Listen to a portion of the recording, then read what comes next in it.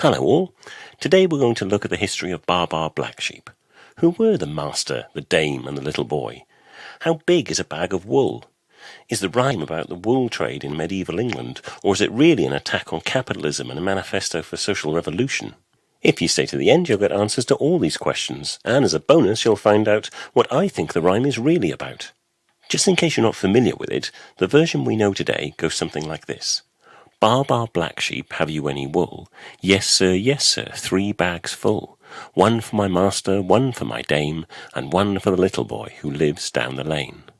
There's actually a little confusion in the various books and website articles on the origin of nursery rhymes about the original wording of Baa Black sheep. Some would have it that the oldest version ends with 2 for my master, none for the little boy who cries down the lane.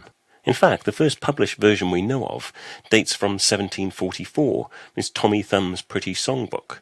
It's almost exactly the same version that we know of today. This tiny book is the origin of lots of the best-loved nursery rhymes we know today, and if you'd like I can do a video about its history.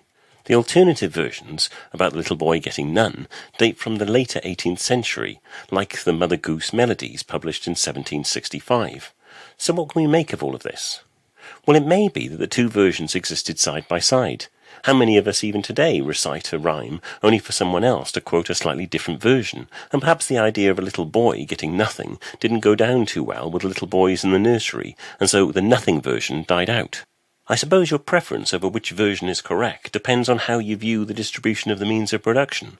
It could be a rhyme about a utopian ideal of the equal allocation of resources between the proletariat and the bourgeoisie, or it could be an exploitation of the masses by the ruling classes.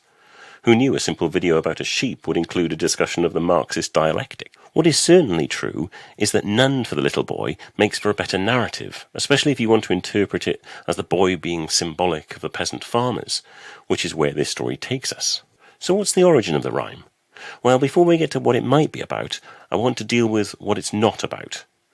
In recent years, there's been speculation in the media, at least in the UK, as to whether the reference to a black sheep has racist connotations linked to the slave trade. I'm simply going to say right now, there's no evidence whatever that the rhyme is linked to slavery. Its first publication date, in 1744, was clearly at a time when slavery was in full flow, but it was never linked to slavery in any of the chapbooks or woodcut images of this period. It's far more likely that if it bars like a sheep, and it looks like a sheep, then it's about a sheep. So let's discuss what it might be about. As with all nursery rhymes, today Baa Black sheep is simply a lullaby, the 3 B's of Baa, and Black, and the use of 1, 2, 3, and the tune which was first put to the rhyme in 1879, but is also used for Twinkle Twinkle Little Star and the alphabet song, combined to make it a fun phonics and numbers game for a toddler.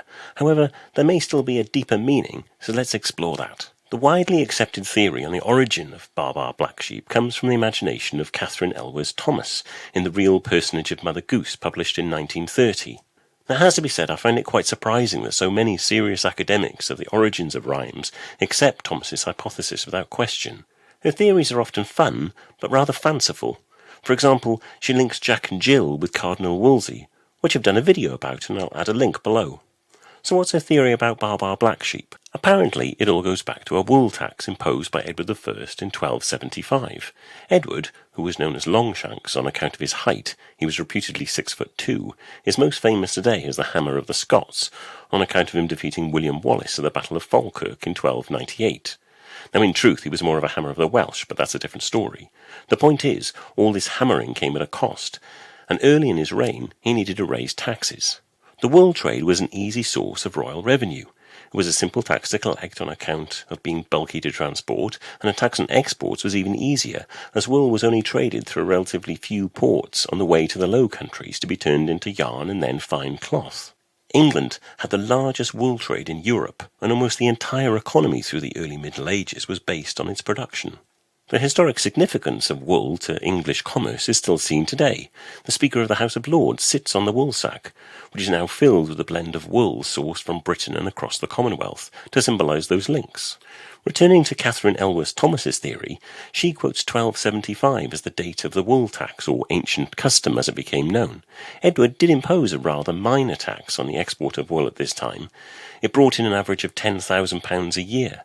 However, this was just the start of a tax system which would continue in various forms for the next 300 years.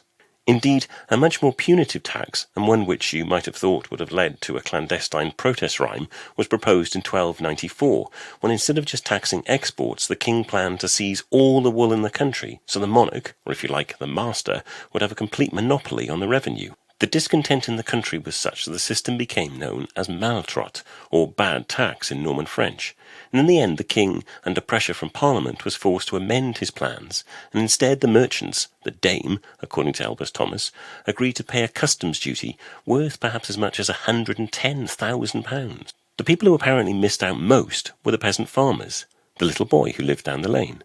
They had to accept a cut in the price the merchant paid, so the merchant in turn could pay the export tax. But this is where I have an issue with this theory. The little boy still gets something, just a smaller share. I should add that in some explanations of the rhyme, the dame is the church. Through the Middle Ages in England, each household was compelled to pay a tax or tithe to the church. This was often paid in produce rather than money, in what was largely a cashless society at the time, so they may well have supplied a bag of wool. The money generated was such that a series of almost cathedral-like parish churches were built across the country and became known as wool churches. This one is in Long Melford in Suffolk. Again, I have a problem with this theory. If we're taking the rhyme literally, and why not by this point, the tithe was 10% of annual earnings, not a third, and everyone knew how this system worked, so for the dame to be the church, the rhyme just wouldn't make sense to those reciting it through much of its history. Coming back to Edward and the wool tax, the problem for the king was that as a rule people don't like being taxed, and as a result foreign merchants stopped buying English wool. Over the next 100 years, revenues from the wool tax fell by 2/3. By the 15th century, the export of wool from England had all but ended, so the reason for the rhyme was lost at least 300 years before it was put down in print in the 18th century. Now, it may well be that people unhappy with the punitive tax in the 1290s made up a rhyme about it, but call me an old cynic, I'm not convinced that it would still be recited unchanged 500 years later. Before I tell you my theory, let's explore the rhyme a little bit more. How big was a bag of wool? Wool isn't really sold in bags, it's sold in sacks, hence the wool sacks in the House of Lords, and look at the size of them. The size of a sack changed over time, but in the 13th century a sack of wool weighed 364 pounds. In this period sheep were much smaller than today. A single fleece may produce around 5 pounds of wool, so 3 sacks of wool would be the equivalent of 216 fleeces. That's one heck of a lot of black sheep. So let's return to the rhyme, and I want to suggest a new theory. Edward I was able to impose such a punitive tax on wool because of a system known as purveyance, the right of the crown to requisition food and goods at a price lower than the market value. Although this policy had been in existence since the 11th century and was one of the main grievances in Magna Carta under King John, Edward was the first monarch to use it extensively, primarily to fight his wars in Scotland, Wales and Gascony. The reality of the purveyance was that it was open to corruption. When the king, the master, acquired goods, he got his 2 bags' worth, but the corrupt local officials, the dame, would often requisition goods in the king's name, but then sell them for a profit without telling the exchequer, so they also got a bagful. This left the peasant, the little boy down the lane, with literally nothing. By the 17th century, in the reign of James I, there was a demand by Parliament to end the old custom of purveyance, which still generated £40,000 a year for the exchequer. At the same time, there was substantial land reform. The enclosure of fields handed the pastures over to the crown and the landed gentry, leaving the peasantry with nothing. Both these policies often caused local famines. Now, it wasn't the done thing to criticise the sitting monarch, so a rhyme might have been created, notionally about the ancient wool tax, but was really a clandestine way of showing opposition to the current policy.